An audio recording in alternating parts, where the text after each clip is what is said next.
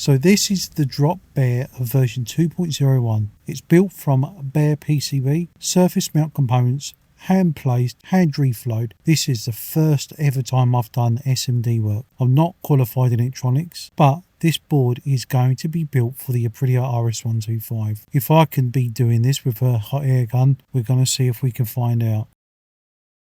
Welcome back to RFM. Last time we were fitting a pneumatic power valve to the RS125, and right at the end of it, I dropped a hint. I said I was going to convert this engine into an EFI. Well, this is it. This is where it all starts. I've been in contact with Josh Stewart, the main man behind the Speeduino project, and I've taken a lot of inspiration from a chap called Dwarf Customs. Excuse me if I said that wrong, but I'll do my best. He has very kindly shared his thoughts and experience doing exactly the same conversion on his own RS125. Knowing it had been done on the same engine gave me the complete confidence to crack on. So why this board specifically?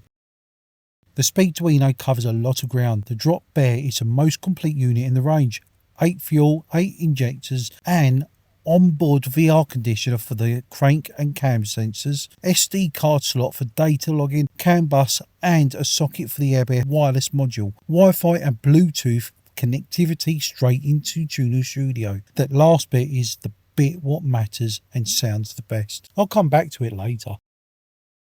The version 2.01 uses a teensy 4.1 rather than the original 3.5. The 4.1 runs at 600 MHz. That is a serious amount of processing headroom for a single cylinder 2-stroke. The Rotax 122 isn't a complex engine. The ECU is very much not going to be a bottleneck here, but there is a catch. If you want a pre-built one, you have to order it from Australia, and that's going to cost a lot of money, especially on VAT. So this is why I decided to build it myself. All files are available on the GitHub, where you can actually download everything from there and build your own. What I did have was the Speeduino document, which is very thorough, and the knowledge that the Dwarf Custom had managed this on the same engine in what looks like a home workshop as well. If it can be done, it can be done properly. That is the RFM approach. Tools. If you've never done SMD work, here's what you need that you probably haven't got. Soldering paste, not the regular solder wire, paste, either in a syringe or a tub. Ideally a stencil, but you don't need to do this. Dropbear has one available. Use it if you can. Getting paste on the individual pads by hand without the stencil is an exercise in frustration. A hot air rework station, not a heat gun. A proper rework station with temperature control and the correct airflow. And a set of tweezers. You need the good ones. Starting with the paste, the stencil lays over the PCB, you squeeze your paste over and every pad on the board ends up with a small amount in the deposit. Done right, it'll look clean. Done wrong, you get bridges on the pads. I put a little bit too much on it, but it ended out okay in the end. Take your time on this step, it sets itself up. I checked every pad and I moved on to the next stage. So component placement, and this is where the placement becomes the most important tool in the workshop. Every surface mount component, resistors, capacitors, ICs, LEDs need to be placed within tweezers and placed onto the correct pads. The paste holds them in position, but only just. Any vibration, knock on the bench, it could move things. I worked in sections across the board.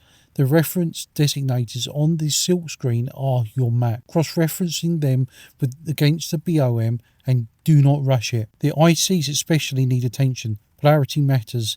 Orientation matters. One pin needs to line up with the marker on the board. Getting one of those placed in the wrong way is a kind of mistake that you'll find out hard later when the board doesn't work correctly as it should.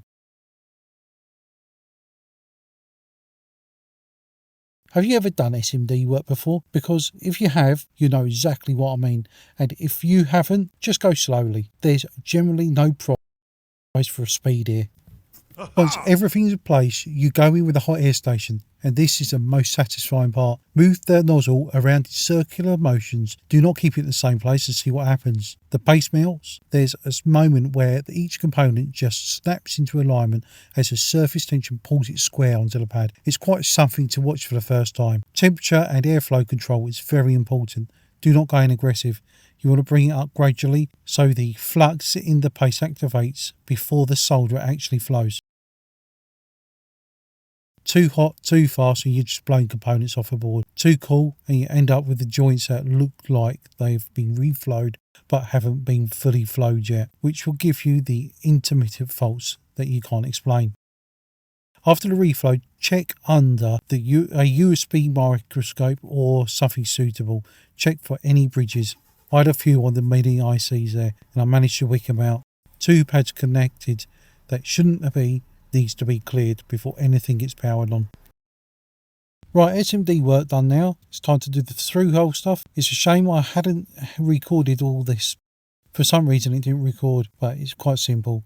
You put the through-hole stuff on, you just use a bit of solder. We're using a soldering iron. The TC4.1 gets a Speeduino firmware via the Speeduino Universal Firmware Loader. That's a standalone application. Plug the TC in the USB, run the loader, select your board variant, no command line, no compiling from source, straightforward. Once you're done, make sure you select the right board so you get the right definition. If it's not the same definition, it might not be communicate properly.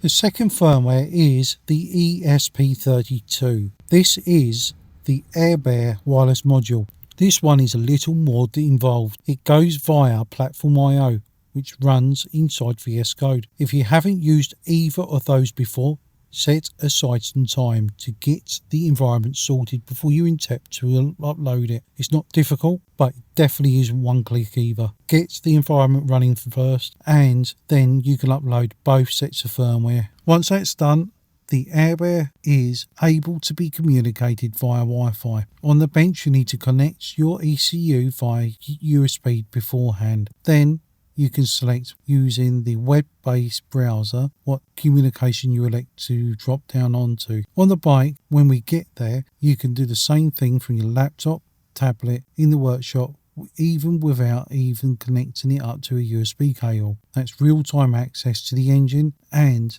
is the main reason I chose this Speeduino over the simpler options.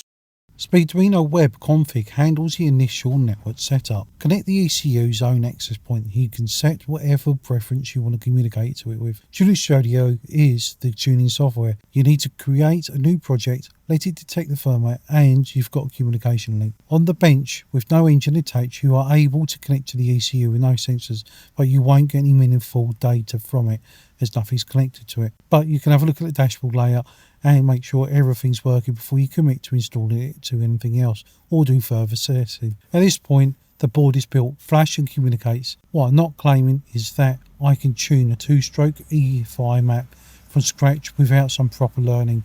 That's a separate body of work, and I'll be going straight about that when I get there. Well, the ECU's built, it's fine. For the first go at surface mount work done in the home workshop, I am very pleased with that outcome. If you've been following the Rotax 122 rebuild from the beginning, you'll know that this has been a long time coming. If you're new here, the full rebuild series is on the channel and well worth watching all the way from the start. If you run Speeduino or anything like that on any projects you've done or attempted something similar, drop me a comment. I'd genuinely like to know what you've done and how it run. And if you found this useful, please like, subscribe, and everything helps the channel more than you think. We'll see you on the next one.